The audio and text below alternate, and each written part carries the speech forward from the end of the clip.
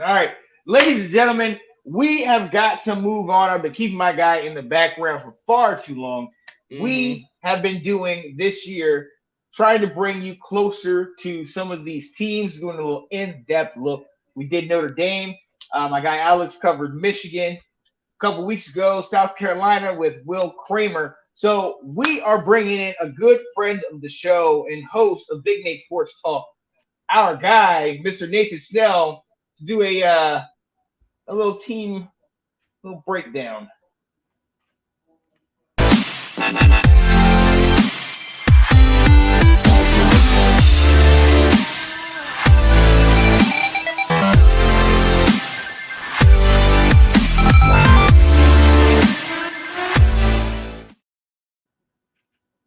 What is going on, Nathan Snell? What's going on, fellas? How y'all doing?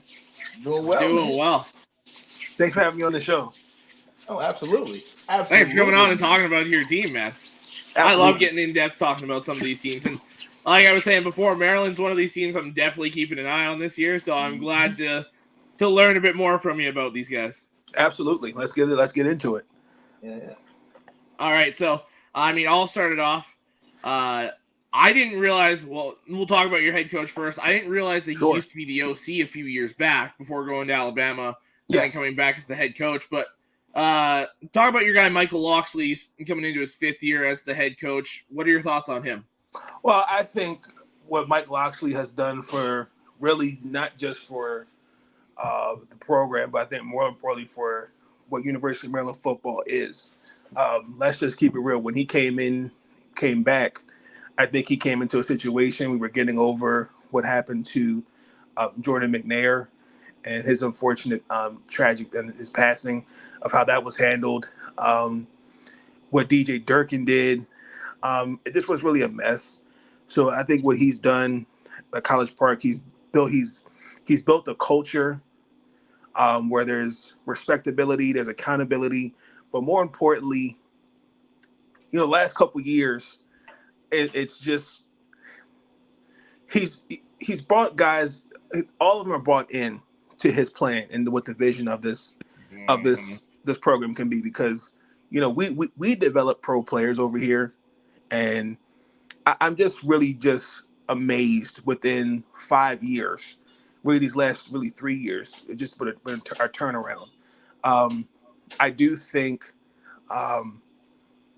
some of it starts with him.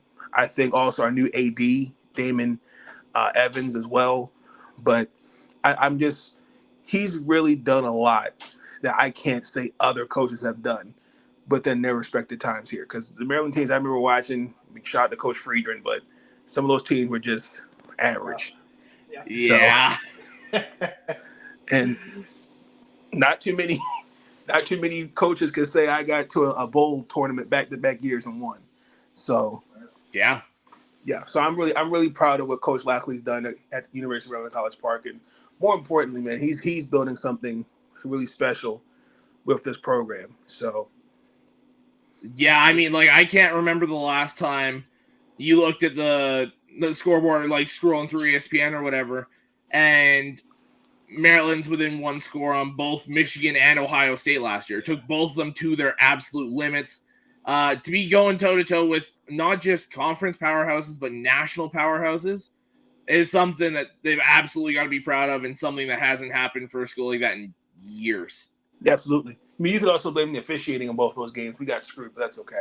Yeah, I mean, yeah, I ain't gonna lie. We got away with some late in that game, and I mean that Ohio State game. I mean, I got bias against Ohio State, so yeah, you got screwed in that one too.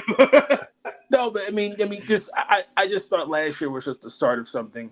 And really, the year before, there. I mean, I know we're getting into this, but I thought this last year was really just a taste of what Maryland football is and what it can be. And I think,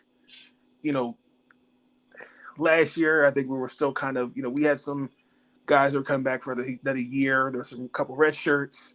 And there's, this last year's team out, I think, set the tone for this season, in my opinion. Absolutely. I like that.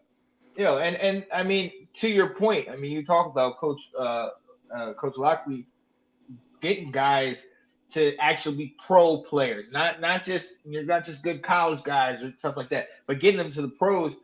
You talk about Deontay Banks got picked pretty high as corner. Jalen Duncan got picked up. Mm-hmm. Even your kicker, Tad Ryland, got picked up. So we see a lot of guys, a lot of good talent is going to the pros and having Keaton some Jarrett, semblance too. of right. They're having success. So, but who is coming back? Like we talked before coming on about Talia, but who else can we look forward to for Maryland this year? So this year we lost a couple players. We lost 21 players to the transfer portal, um, and some of them were all respectfully.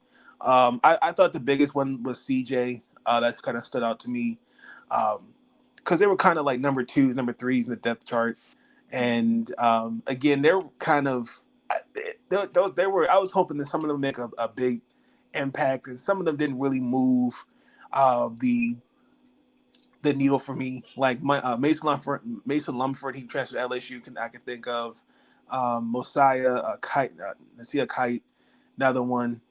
He went to Auburn, transferred to Auburn. But it was more on the I know it's on the defensive side of the ball. We lost some players, but for the most part, we're getting obviously Talia back. Um, ooh, there's a couple other guys in there. Some are redshirt seniors. Roman Hemby's redshirt sophomore, but he's a Yeah. big player I'm looking at. Yeah. Littleton the second's coming back. Ramon Brown. There's some other guys in there. I mean, really, this group is a mix. It's kind of weird to look at this group. It's a mixture of redshirt sophomores. There's some redshirt freshmen, juniors, seniors. When I looked at the roster, so it's a mixture. I mean, I think what we lost wasn't too bad, but I mean, what we got coming from the portal, I thought the bigger pick. I think I like the pickup from FIU. Damn, Tyrese Chambers was one. Grad transfer. Yep. There was somebody we got from Duke. He was an offensive lineman. And then we got somebody from West Virginia. Then we got an LSU guy. That was a shocker. He's offensive lineman. I think his name was Marcus Dumerville, something like that. Yep. Yeah, that was somebody I recognized running through the roster quick. Yeah, so I mean, we picked up like 3 or 4 offensive linemen, a couple DBs, a couple defensive linemen. So I mean, I think the biggest concern was just some of that's going to be going into their senior year, graduate year. I mean, they were like second, third stringers, but for the most part, I think this roster is still intact. I was a little disappointed. We did lose Jacob Copeland, Dante Demas, Rakeem Jarrett, who was a junior, who I think he should have stayed another year. Yeah, that's fair. Deontay, I think, was ready, but I don't think he was ready. Jacob Copeland, personally, to me, should have stayed another year. But he didn't really take that step that last year I thought he would have. So, I mean, really the receiver core I'm going to be watching this year to see how they look, because those 3 guys, to me, were kind of the keys. And now that those guys are gone, I'm looking to see how Chambers. There was another transfer guy we got in the transfer portal, Prather, something like the Kevin Prather. I'm looking to see how those guys adjust into the new system. Okay, awesome. Yeah. So, I mean, we just talked about the returning players and the transfer portal guys. What about recruits? Are there any of these freshman guys you brought in that you're really excited to see and could make an impact year one? Absolutely. First and foremost, I really got to give Coach Loxley his flowers. He really kept a lot of DMV guys committed here. Couple guys out of Baltimore, Upper Marlboro. He even got some guys from Jersey, PA. But most of them were majority 3-4 stars. There was one guy we got on Monday. I believe he just committed to Maryland. He picked us over. I think I know which one you're talking about. can't think of his name. I think he picked us over a couple, like 3 other schools. I was surprised. I think all of them will probably definitely make an impact. I think Ryan Manning out of St. Francis, wide receiver, definitely keep an eye on him. I think he's going to be big. I like the tight end they got out of I want to say it's Leola Blakefield. He was a free. I'll take a star. look for you. It was. I mean, the recruiting class this year was pretty good. I'm not mad at it. So, if I had to give it a grade, I give it an A, solid A. Because, like I said, I was surprised the amount of Maryland guys he got. As I know, all the other schools like Ohio State, maybe Michigan, was going to go out and cipher kids out the DMV, but he got a good majority of guys to stay. So, yeah, that's fair. Yep. But there was one guy, I believe he just committed. I can't think of his name. But he just committed as of yesterday. I think he might be an offensive lineman, I believe. Let's see if I can sort this by when they. I don't think it's gonna let me, but it said an offensive lineman. So I'll take a look here, see if I can find. There's DeAndre Duffus, Tamaris Walker, Kevin Kalonji. Those are your offensive line guys. Yes, but it was somebody. He picked. I can't think of his name. I can't remember the position, but I know he committed to us as yesterday. I can't remember. I'm sorry. That's all good. I mean, when you're looking at it and you've got 20 transfers and 30 recruits and another 100 players to look at, it's hard to keep track of everybody. So I don't blame you one bit. No, because I've been keeping up through Chuck Douglas. He covers. I know he definitely covers a lot of Maryland football, and he's been really. I've been really following the portal, the transfer portal and recruiting portal through him. I do know actually Maryland might, crossing fingers, might have the number 1 quarterback. His name is Malik Washington out of Archbishop Spalding. So okay, you said Malik Washington? That's his name, yes. Yeah, Archbishop Spalding. In the class of 2025, yeah. Yep. And then hold on, I'm looking at my notes right here. Okay, I got his name. Samir Camacho. He is a class of 2024. He picked. Oh, okay, 2024. Yeah, I was looking at your 2023 guys. That's why. Yes. So he's definitely building something for the future going forward. So I like it. I was a little surprised he wasn't a little more aggressive on the defensive side of the ball. He definitely addressed it. I was looking for some more corner help. He only really went after, I think it was three corners, and we lost. No, I take it back. I think we lost the same amount of corners in the transfer portal. So I think the recruiting was balanced. I think how he did it was based on what he lost and lost to the portal. So. Okay, yeah, that's fair. I Yeah. like that. I'm excited to see how you guys play this year. Absolutely, I'm excited too. I mean the top 25 poll. It doesn't really bother me. I mean,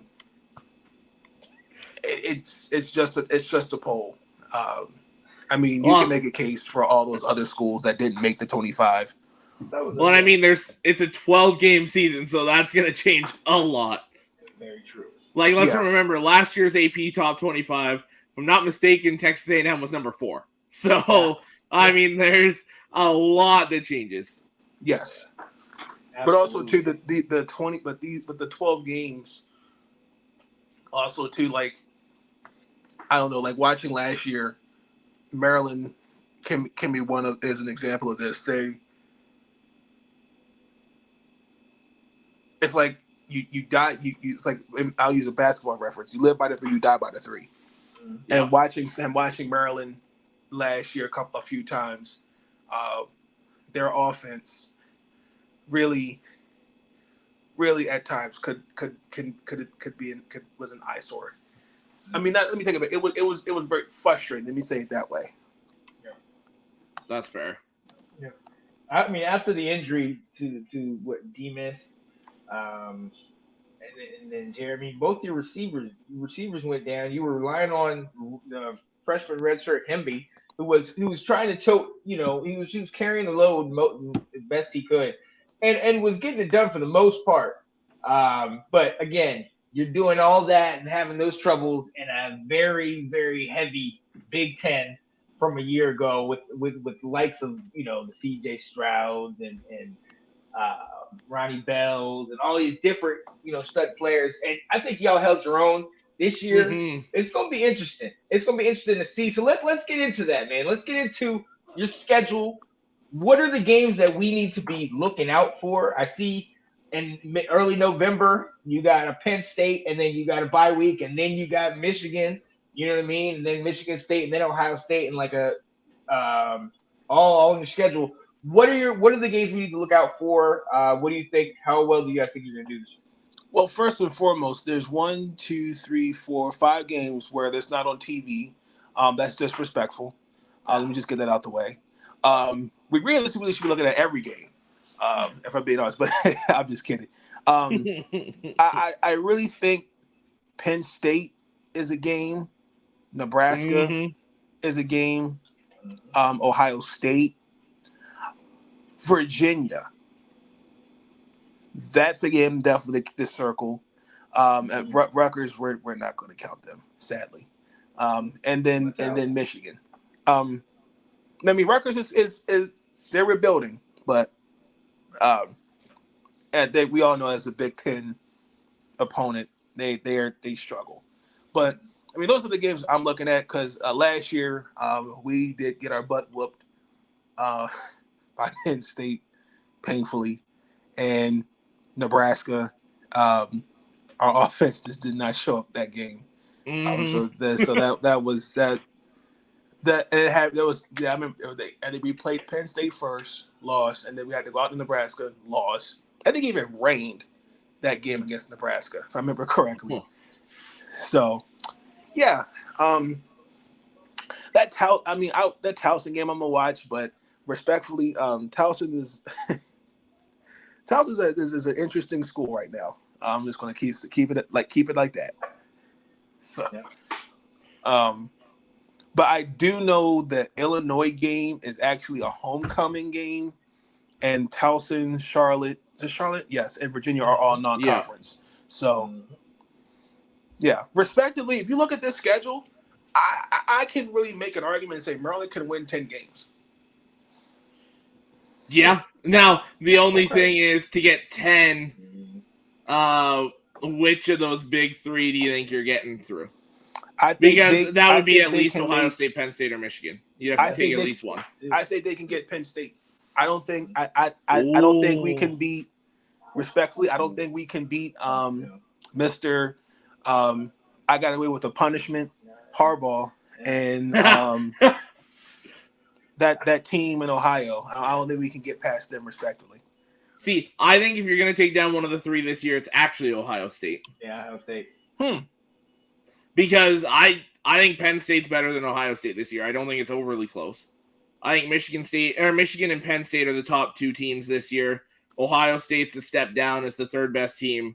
And then I think you guys are kind of that, in my opinion, at least in the East, you guys are that fourth team. Yeah. I think in that tier, you could throw like you guys, Iowa, Purdue, maybe Wisconsin.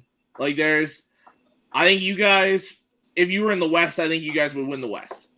Sure. And Yeah, and then respectively in the East and right now, Ohio State, Pittsburgh, just two totally just juggernauts. Michigan too. well, I think it's a lot like last year minus the Penn State game, where I think you go toe to toe with all these guys. I really do. I And the think we fact, can, but last year, if the offense doesn't show up, it's a long, long. Oh my! It's a long game. Like and I said it last year. The offense takes this team as far as it can take it. oh yeah, And minus, I mean, other than Talia, that's what Jacob Copeland was. That's what he was brought in here for. Raheem Jarrett, like, indeed, like those guys were brought there to step up, and I felt like in those moments they did step up. But other than our running backs, I was really looking for some other guys to step up. And don't get me wrong, they did, but sometimes we just weren't prepared. Let's keep it that way. And I think that's where that coaching change came in a little bit. I just think what Gaddis is going to do, I think he's going to be better than what we had last year, in my opinion, with this offense. Speaking firsthand with Gaddis, you guys got a guy at the OC. He's going to do a lot for your offense this year. Yes, because last year, even though it was great, it was a good offense. It gave run and gun, but it was just at times very, very inconsistent. So, because I know Enos went to Arkansas, and ironically, Mike Miller went to Charlotte. Oh, okay. I kind of like that. You get to play him real early. Yep. Well, I mean, looking at the schedule as well, like the big time games, I mean, you travel to Columbus, but then you get Penn State and Michigan both coming to you. That is a big advantage. And not to mention, the reason I'm so worried about you guys is it's the week before Ohio State. Yes. I think that has trap game all over it. Because I can absolutely see them looking to Ohio State, and I can see you guys punching us in the mouth early, and then it's trouble. Like, I'm definitely worried of you guys. I mean, I think the only game I'm other than maybe Northwestern, but they're beatable. I know they're going through some things. Travel. Right. I know they're going through some things right now too as a program. Northwestern's going through a lot. Yeah. So I don't know. I kind of feel like that's an easy win, but I'm sorry, that Illinois game, that's a homecoming game. I'm concerned. I don't know what to expect. I like that being your homecoming game because I like that being the big game everyone's excited for. The crowd's going to be rocking. Like, I feel like if there's a game for homecoming, that's the one. Because Illinois is a good team, but it's a team that is absolutely beatable. Absolutely. And you guys get that environment going. I feel like that's a game. Illinois is a team you could run up on. Like, they'll give you a run for your money, but if your team is on that day, you could beat them by a couple scores. Yeah. And if your passing game is on, then you'll definitely be fired. Because you got to remember, they lost, Devin Witherspoon in the draft. They lost Dartavius Martin to Washington in the draft. Mm-hmm. So, and I believe Sidney Brown as well. Right. Yeah, Sidney Brown. And they lost some running game. So I think they're a lot. Yeah, they're prone to get hit, and I think you guys might be able to get them, especially if it's on your homecoming. I mean, I just think for me, when I look at just overall, other than the schedule, my concern is just the offense. I'm not totally concerned, but this offense should be a lot better skill wise than last year, if we're being honest. Like, I think Talia has more to work with, and I think the offensive line got a little bit better. That's just me. I think for me, I think what has to happen is The defensive side of the ball, as well. I think that's key. For me, I think losing Mosiah Nasil Kite to Auburn, that kind of stung. Mm-hmm. I mean, he's not. He wasn't somebody that was like a Jalen Carter, but he's somebody that could definitely disrupt a running game because on a when asked. So I'm definitely watching that defense for sure. But I think I think they can easily win. I'll say 9-10 games easily. So you're calling what? Not which one? 9 or 10? 10. You got 10 Ooh, games. I like okay. it. See, All right. I'm sitting at 9, but I think 10 is absolutely attainable. Yes. They were a couple of the guys that I play games with. They were messaging me, asking me to hop on. I said I was on a show, and they're like, "Send the link." What's up, guys? 8 wins is a very good season. Okay, I can see it. That 10 is a straight. I see 9. I can see 9. Honestly, if you win the games you're supposed to win, it's going to be interesting those bottom 3. But so you guys see bowl or are you thinking? Oh, absolutely, absolutely. I would hope it'd be a different bowl. I'm getting tired of the Duke Mayo Bowl, respectively.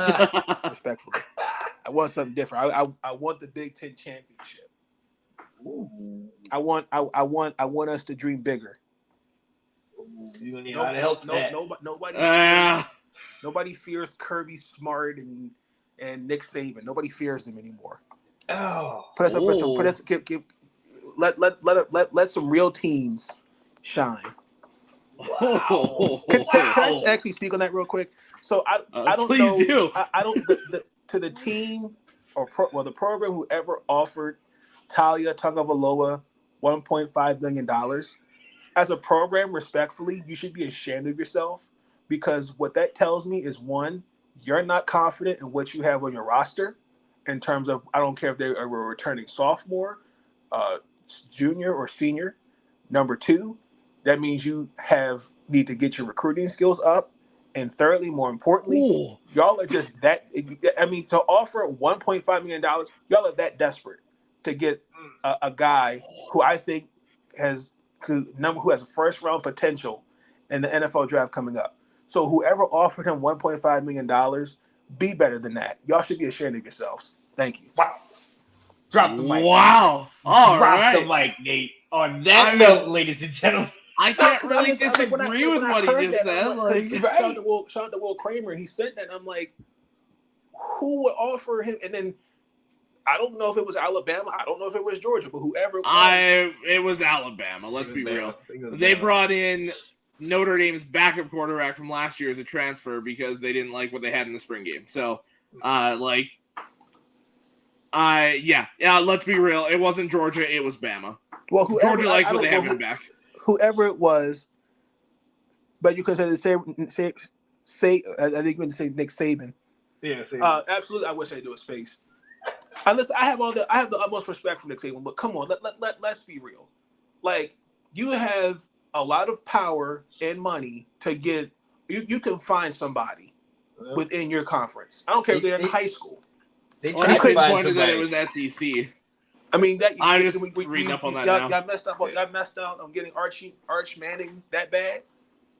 Well, let me ask you this, since we're talking about it, because word on the street is Drake May got offered $5 million.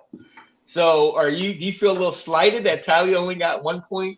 No, I'm not. It's just 1.5. Yeah. No, 1. my thing is it's not about the money.